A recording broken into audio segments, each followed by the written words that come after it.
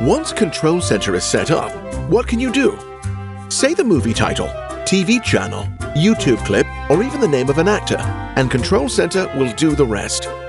Open the Caavo menu for shortcuts to apps, devices, settings, and guides. Imagine movie night with enough time to actually watch the movie. Press the like button and say, "Show me what to watch," to see recommendations from people you trust. If you find something you like but don't want to watch it now, you can save it for later by creating a list. Give it a name and description and add any movies or TV shows you want. Keep it private, or better yet, share it. You can also add to your list through the Caavo TV and Movie Guides mobile app, and Control Center will automatically sync them with your TV. Lost your remote? Just press the metal button on top of Control Center.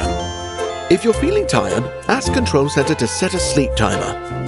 Visit caavo.com for more tips and tricks.